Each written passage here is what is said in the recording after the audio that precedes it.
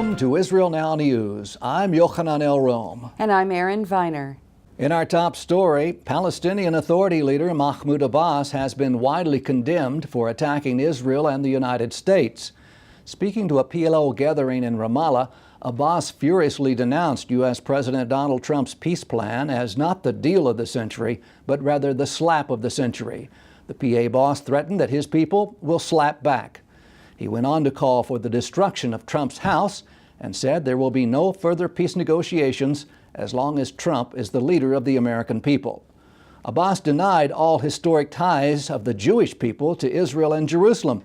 He claimed the country was only created by Europe as a colonial entity and has no right to exist. Israeli Prime Minister Benjamin Netanyahu blasted Abbas and said the remarks are proof that the root of the conflict between the two sides is the Palestinians' steadfast refusal to recognize the Jewish state in any borders whatsoever. Earlier, Israeli Prime Minister Netanyahu used his annual address before the foreign media to support U.S. President Trump's recognition of Jerusalem as the capital of Israel. Vowing that this status will never change, he added that it is self-evident that Jerusalem should serve as home to the American embassy. The premier then went on to advocate all funding currently going to the United Nations Relief and Works Agency, exclusively for the Palestinians, should instead be gradually diverted to the world body's global UNHCR organization. Netanyahu stressed that UNRWA is part of the problem, not the solution, and that genuine refugees should be helped rather than fictitious ones. Israeli jets destroyed a tunnel that was discovered leading from Gaza into Israel and Egypt. The mile-long underground passage was dug by members of the radical Hamas terror organization, which rules the enclave. The tunnel, which penetrated Israeli territory by 260 feet, was clearly constructed for terrorist purposes, since it ran beneath strategic facilities, including gas and fuel pipelines, as well as an Israeli army position. Israel's Defense Minister Avigdor Lieberman maintains that the Palestinian Authority's own records show that it gave terrorists and their families more than $347 million in 2017. Lieberman is now following steps by U.S. lawmakers to stop this flow of blood money. In December, Congress passed the Taylor Force Act, named for an American victim of Palestinian terror, that would end all U.S. aid to the PA until it stops this repugnant practice. That bill now awaits approval by the Senate. Palestinians sentenced to prison for 3 to 5 years are allotted $580 a month, while those serving 20-year terms or more receive as much as 5 times that amount, not including various bonuses. The Israeli defense chief says that these payoffs prove the PA's guilt in incentivizing, encouraging, and perpetuating terrorism. His version of the bill proposes that the same amount of money given to reward terrorists be deducted out of taxes and tariffs that Israel collects on behalf of the PA. Several pro-Israel activists were arrested for defending the Jewish state during an anti-Semitic rally in Vienna, Austria. Hundreds of protesters waved Palestinian and Turkish flags while screaming death to Israel. The enraged crowd also shouted historic Arab battle cries calling for the massacre of Jews. The 3 counter-protesters taken into custody now face €100 fines or 2 days in jail for responding by waving the Israeli flag. Police claim the pro-Israel trio caused considerable offense by recklessly disturbing the public order and provoking the Palestinian protesters. One of the detained men said he and his friends were shocked by the Arab slogans and did not want to leave them unchallenged because anti-Semitism and hatred of Israel should never be tolerated. French parliamentarian Françoise Pupponi is warning that the Paris region is witnessing a return of anti-Semitic currents. During the latest incident, an unknown assailant slashed the face of a 15-year-old Jewish girl with a box knife in one of the city's suburbs. The victim was targeted because she was wearing the uniform of the Jewish institution where she's enrolled. 2 kosher shops in another neighborhood were targeted by arsonists with swastikas painted on their faces last month, and the same 2 were torched again this past week. Now this stunning revelation. Prime Minister Benjamin Netanyahu told a group of NATO ambassadors that Israeli intelligence has helped to prevent several dozen major terrorist attacks, including some 9/11 type hijacked airplane crashes. Although he held back from providing any details, Netanyahu reported that Israel saved the lives of many people in what could have been mass civilian aviation attacks on European soil. The U.S. Justice Department has set up a team to investigate narco-terrorism waged by Hezbollah. Attorney General Jeff Sessions said that no stone will be left unturned in order to eliminate threats to American citizens from terrorist organizations and to stem the tide of the devastating drug crisis. Former President Barack Obama has come under blistering criticism following a December Politico report that his administration hindered a Drug Enforcement Administration program targeting the Lebanese terror group's trafficking operations during negotiations of the 2015 Iran nuclear deal. Israeli Prime Minister Netanyahu is hailing his recent visit to India as the dawn of a new era of friendship. The 130-member delegation is the largest ever accompany an Israeli leader abroad, and it included experts and officials from Infocom technology, agriculture, defense, and cybersecurity, who further strengthened relations in their sectors. This was the Premier's maiden trip to India, and it follows his Indian counterpart Narendra Modi's visit to the Jewish state last July. Netanyahu called Modi his friend and applauded him for making history by becoming the first Indian head of state to visit in over 3,000 years of Israel's sovereign existence. South Carolina Governor Henry McMaster is strongly pressing for the passage of a bill in time for International Holocaust Remembrance Day on January 27th. Now, that measure would make his state the first to codify a universal definition of anti-Semitism. South Carolina was also the first to pass a law forbidding boycotts against the Jewish state, which has since been used as a model for legislation in 25 other states, as well as nations that have Israel allies caucuses in their parliaments. Republican State Representative Alan Clemens drafted both bills based on key policy support provided by the Israel Allies Foundation. Clemens will be recognized for his achievements by the Foundation, the Knesset Christian Allies Caucus, and the World Jewish Congress at a special event to honor Israel's Christian allies next month. Unnecessary surgery isn't only expensive for hospitals and insurance companies, but it can also be very risky for patients. Surgeons aren't always convinced of the need to operate based on the information that they have. And now, artificial intelligence software developed by the Israeli Medicide startup can be used to help them make that call. The program issues an assessment after computing the patient's medical history, medications, tests, and other factors as to whether additional testing or medical procedures should be tried before going under the scalpel. The software is already being used in pilot studies at several leading Israeli hospitals, and it's set to begin a trial at medical facilities in the United Kingdom later this year.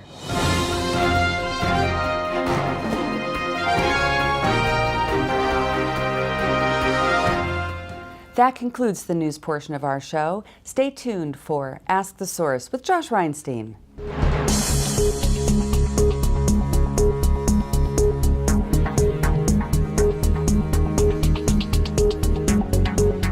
Hello and welcome to Ask the Source. I'm your host Josh Reinstein, and we're here on a beautiful day in Jerusalem on our rooftop studio.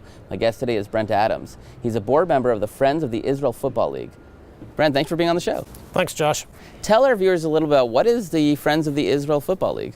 Well, the Friends of the Israel Football League is an organization in the United States to help support the IFL, or the Israel Football League in Israel. We're not talking soccer here, we're talking contact American football.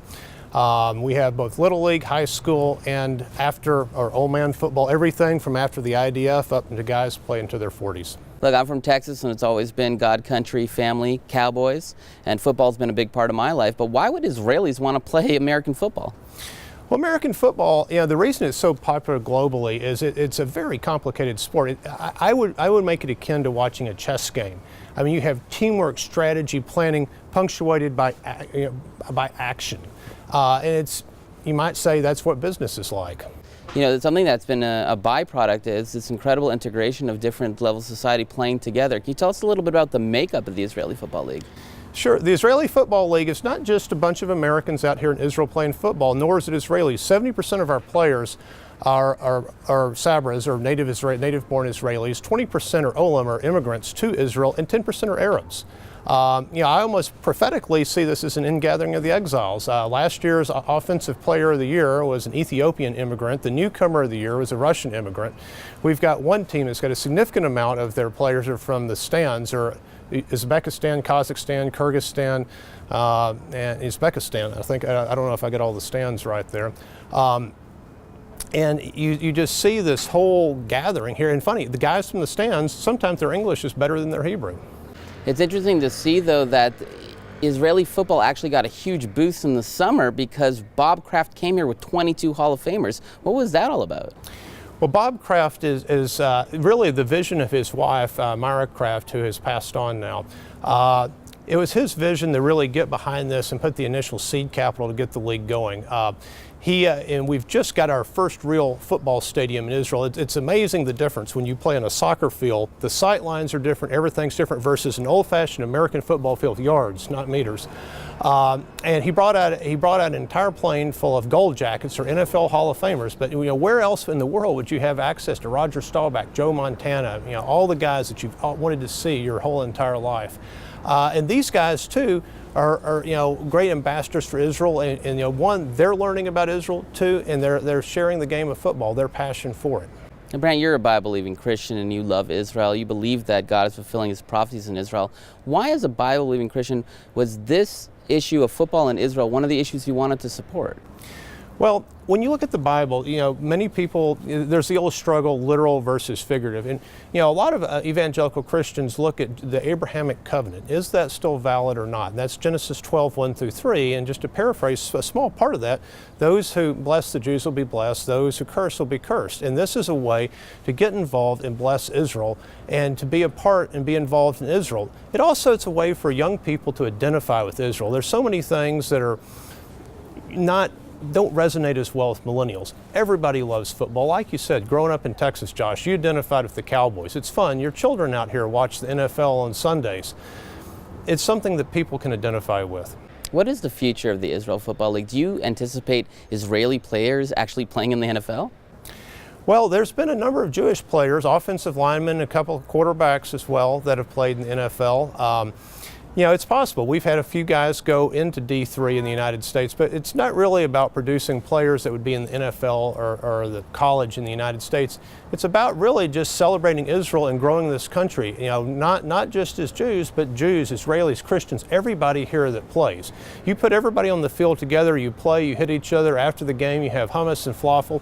You've made the world a better place. Is this football league really on the NFL radar? We know that Roger Goodell was here in the land, and they're talking about expansion teams in London. Could one day in the future there be an expansion team in the NFL in Israel? Well, that's a dream, but perhaps a college bowl game or a preseason game here would be a possibility. American football is now played in around 80 countries around the world, and we also, not only do we play football within Israel, we also go into the European leagues as well. That's how we would go up through the, for the so-called World Cup, if you will, for American contact football. And we won our first game 2 years ago against Spain. No one expected us to win. It's still in the process of transitioning from 9-man to 11-man football. We shocked the world when we beat Spain. Then our next two rounds against Switzerland and Serbia, we lost, unfortunately. Brent, there are literally tens of millions of people watching this show. What message do you have for our viewing audience? Well, this is a chance to bless Israel. This is a chance to do something different.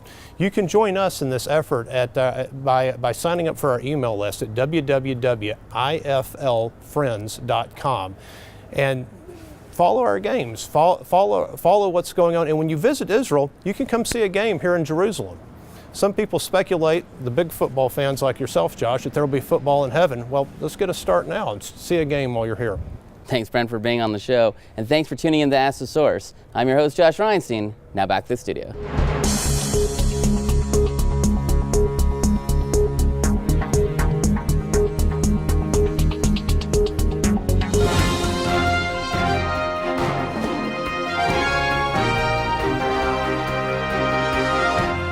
Up next, the return to Zion with Karen Hayesod.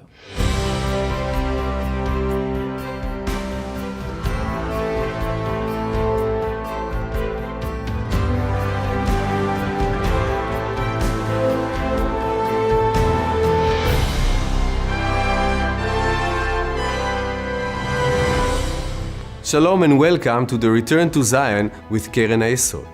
I'm Eliezer Moody Sandberg, World Chairman of Keren HaYesod, the leading official fundraising organization for the State of Israel.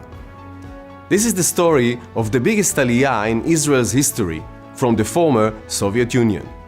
Be inspired by the stories of the prisoners of Zion, whose courage led to the crumbling of the Iron Curtain.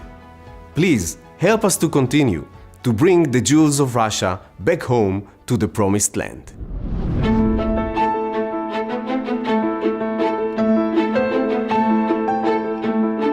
Since the beginning of the 20th century, supporters of Keren HaYesod spearheaded the efforts needed to establish the first independent Jewish state after 2,000 years of exile. For Jews across the world, Keren HaYesod helped forge a new age of hope, making the dream of 2 millennia come true.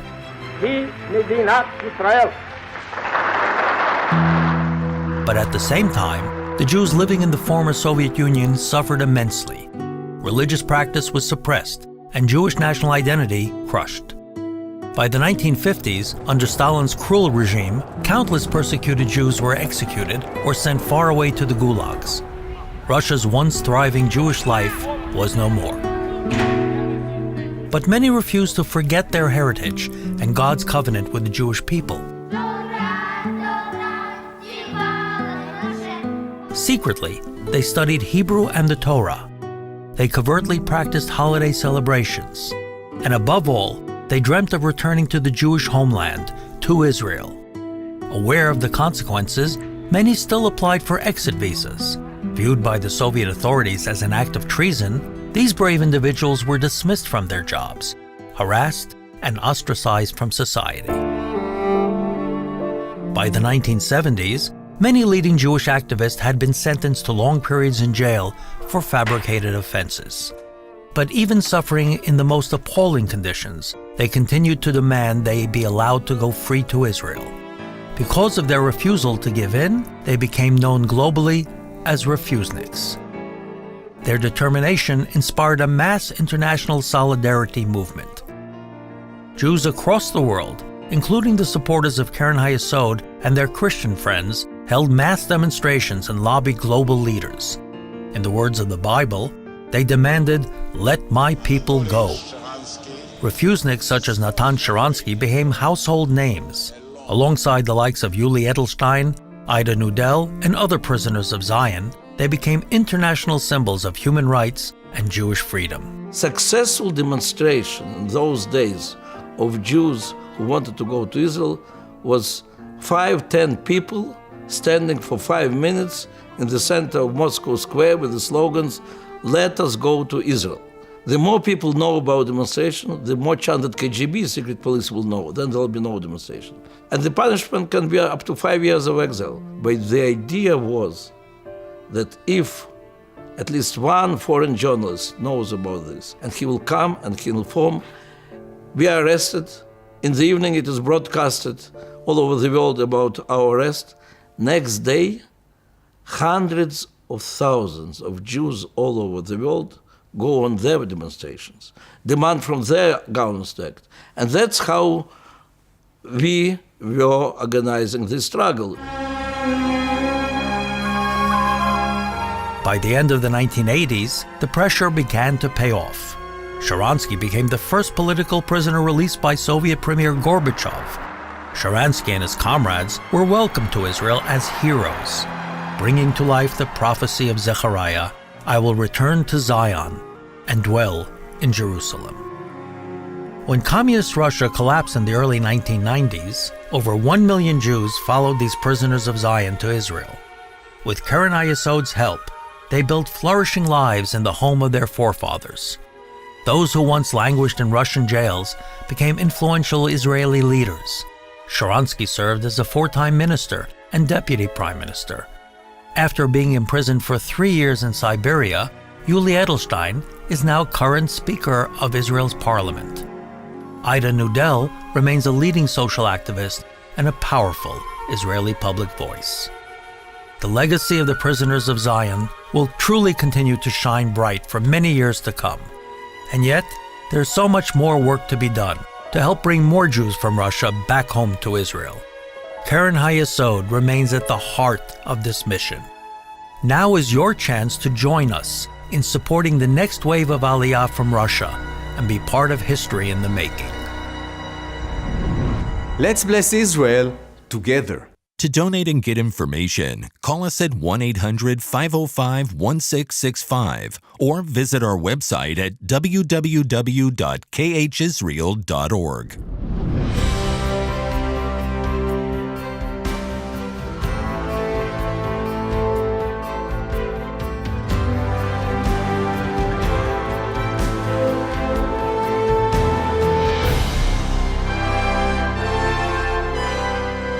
As a member of Knesset, I chaired a secret committee, not open to the public, that took an intimate look at what the Palestinian Authority teaches Palestinian children in the West Bank, Judea and Samaria, in the textbooks, in popular culture, on television.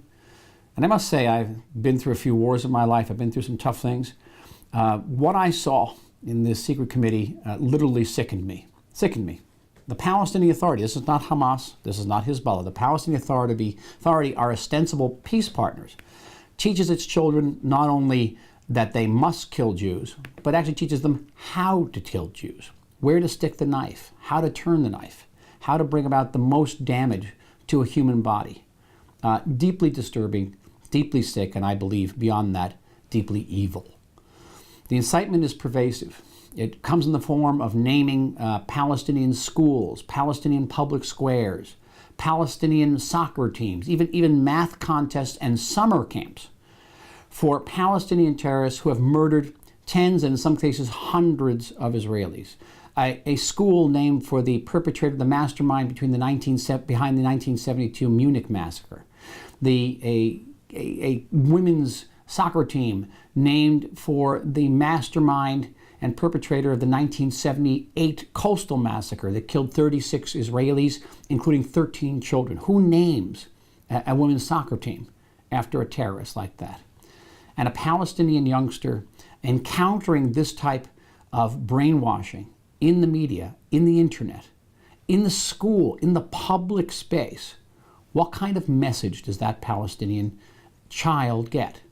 That it is good to kill Jews, that it is just to kill Jews, that it is imperative to kill Jews, and if you do grow up to kill Jews, you too will be revered. That is the greatest single impediment to peace.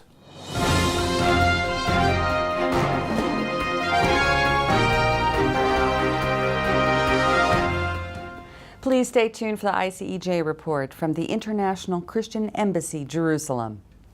My name is Mary Norris, and I come from the United States. And in 1999, my family brought me and my siblings to Jerusalem, and we ended up coming to the Feast of Tabernacles. When I was 13, I felt called to the nations through prophetic words that had been spoken over my life, and I wanted to answer that call. When the ICJ needed seamstresses, I thought that was the perfect thing to do. Especially being here in Jerusalem is a very special place. I felt very fulfilled coming here and being able to work with the nations and to use the giftings and the talents God has given me. I remember the first night watching from the audience, like my handiwork on stage. It was like I just started crying. I never would have imagined that I would be here doing this. I think when each heart is ready to serve and they're serving with the heart to worship the Father, no matter what department they're in, that is what makes the things flow.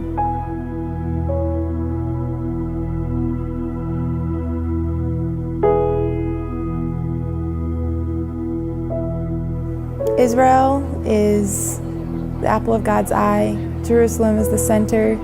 Jerusalem is what God holds dearest to his heart when it comes to this earth. And his people, he's given everything for us. He's given everything for the Jewish people.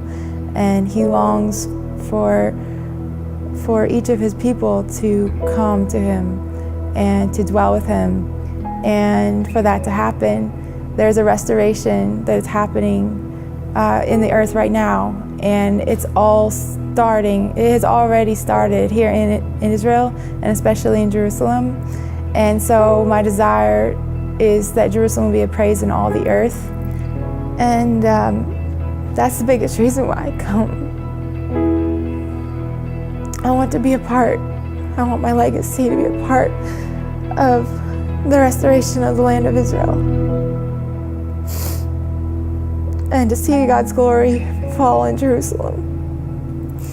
So it's amazing that we can be a part of that right now in this day and age.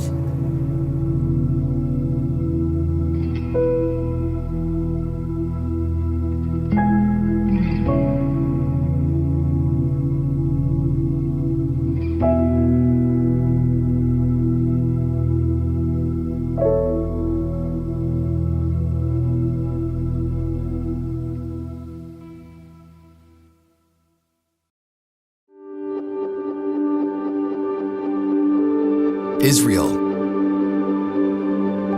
It is the heart of the Middle East, the most important country in all of human history, and the single most influential place that's impacted your life.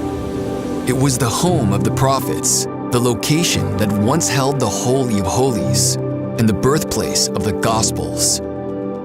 The connection between this land and your heart is undeniable, but you can also be a blessing to this nation by partnering with the International Christian Embassy Jerusalem. Now is an exciting time to be a part of what God is doing in Israel. Biblical prophecy is being fulfilled before our eyes. The Jewish people are returning to their homeland from the four corners of the earth, and life has returned to the land itself. And the Holy Spirit has been moving on the heart of Christians, just like you, to be a part, and ICEJ has been there. For more than 35 years, ICEJ has been the direct connection to the land of Israel for Christians all around the world. And together, we are helping the needy, providing shelter for Holocaust survivors, integrating new immigrants, supporting minorities, mentoring youth at risk, and have actively helped 120,000 Jews come home to Israel. These are just a few of the people groups ICEJ is impacting. And with a reach of over 170 nations, the International Christian Embassy Jerusalem has become a leading voice of Christian support and friendship to the Jewish people. So get involved and be a blessing to the nation and the people of Israel. The International Christian Embassy Jerusalem. Your embassy, your voice. Join us today.